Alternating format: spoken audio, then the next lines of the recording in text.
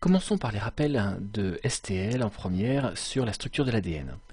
L'ADN est un polymère, c'est-à-dire un agencement de plusieurs monomères qui s'accumulent les uns après les autres, comme l'amidon est constitué de glucose, les uns liés avec les autres, ou une protéine est constituée d'acides aminés liés les uns avec les autres. Voici le monomère du polymère d'ADN, le nucléotide. Le nucléotide est toujours constitué d'un phosphate, un sucre, le désoxyribose, et d'une base azotée.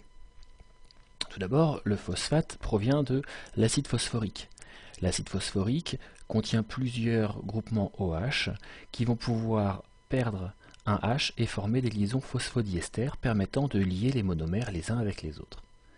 Le sucre, lui, est un désoxyribose, et on va numéroter ces atomes de carbone lorsqu'il a une forme cyclique, ou ici, à partir de la double liaison O, en mettant un prime après le numéro du carbone pour les différencier avec les carbones les numéros du cycle de la base azotée qu'on verra tout à l'heure.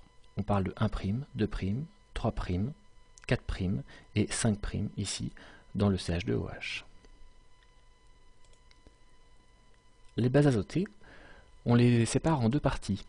Il y a les bases pyrimidiques qui contiennent un noyau pyrimidine avec des azotes dedans, c'est pour ça qu'on parle de base azotée, et on commence la numérotation ici, 1, 2, 3, 4, 5, 6, et selon les groupements liés à ce noyau, on va distinguer la cytosine, avec un groupement NH2, et la thymine, avec un groupement O.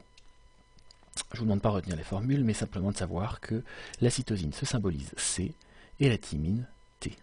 Ce sont tous les deux des bases pyrimidiques. Les noyaux purines, eux, constituent les deux bases puriques que sont l'adénine et la guanine. Vous voyez que l'encombrement pris par les bases puriques est plus important que par les bases pyrimidiques. On va donc devoir les associer dans la double hélice d'ADN, deux par deux, toujours une base purique avec une base pyrimidique.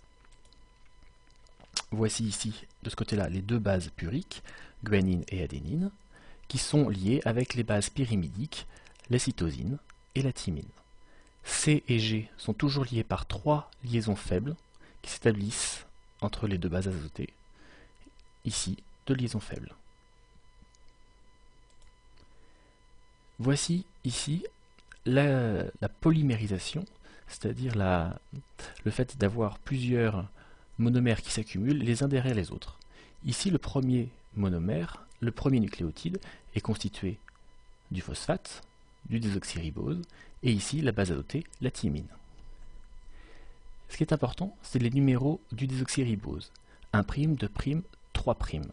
C'est sur ce groupement OH du désoxyribose que vient se fixer le groupement OH du phosphate suivant. Ça libère une molécule d'eau et ça crée une liaison phosphoester.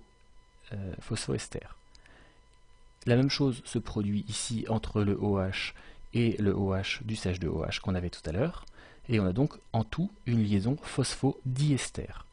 C'est donc ici que se lient les nucléotides les uns avec les autres. Du coup, un nucléotide qui arrive se lie toujours avec le OH en 3' du précédent, et lui se lie par son 5'. On va donc toujours du 5' du premier nucléotide, puis son 3', puis le 5' du suivant, qui finit par son 3', puis le 5' du suivant, son 3', son 5', son 3'. On a donc toujours une séquence orientée du pôle 5' du premier nucléotide vers le pôle 3' du dernier nucléotide. Ici, la séquence ne peut se lire que dans un sens, thymine, guanine, cytosine, adénine. 5', T, G, C, A, 3'. On ne marque pas 5', 3', puisque c'est toujours dans le même sens. On note donc T, G, C, A.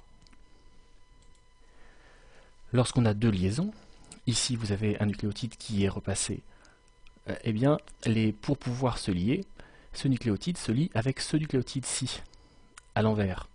Les deux brins sont dits antiparallèles, en sens inverse. Ici, vous avez le pôle 5' vers le 3', dans l'autre sens, le 5' vers le 3'.